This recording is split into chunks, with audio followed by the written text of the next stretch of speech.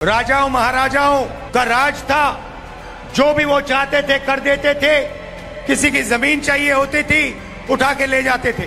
अब शहजादे की सोच को सुनकर यह अनुमान लगाना ठीक ही होगा कि उनकी भारत और उसके इतिहास को लेकर क्या समझ है। और यदि वो गलती से भी सरकार में आ जाते हैं तो कांग्रेस अपने कम्युनिस्ट यार चाइना जैसे ही भारत को भी खोखला ही कर देगी। राजाओं और रजवाड़ों का लुटेरा कहना और मुगलों का योगदान भारत को बनाने में कितना अहम था, ये बताते हुए ना थकना कांग्रेस की दोहरी नीयत को साफ दिखाता है। एक खारा और थका हुआ दिमाग दोस्तों ऐसी ही उटपटांग, बेतुकी और अपमानजनक भाषा को ही जन्म देता है। वैसे हम समझ सकते हैं, हर चुनाव हारने के बाद थाईलैंड बैंकॉक की एडवांस बुकिंग करवा के निकल लेना थकान भरा ही तो है। जब शहजादे ने राजाओं के ऊपर उंगली उठाई तो हमारे प्रधानमंत्री मोदी जी ने भी उन्हें बिना कोई संकोच के एक बहुत ही करारा जवाब दिया।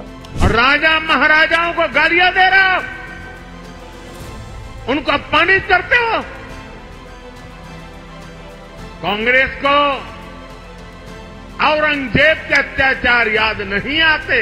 और एक भारतवासी होने के नाते हम सबको मानना पड़ेगा कि उनका जवाब था बड़ा बेमिसाल, क्योंकि ये जवाब हर भारतीय के दिल में कहीं ना कहीं था। मैं दोस्तों ये भारतवासियों की बात कर रहा हूँ, उन इंडिया वालों की नहीं जिनके लिए हर स्वदेशी चीज, त्योहार, आचार विचार बस शर्मिंदगी भरा या वेस्ट ऑफ टाइम है। मैं उन भारतीयों की बात कर रहा हूँ जो अपने इतिहास, विरासत को पहचानते हैं, उसका सम्मान करते हैं। उसके जहन में भी यही ख्याल था और बस मोदी जी ने उसे जवाब दे दी।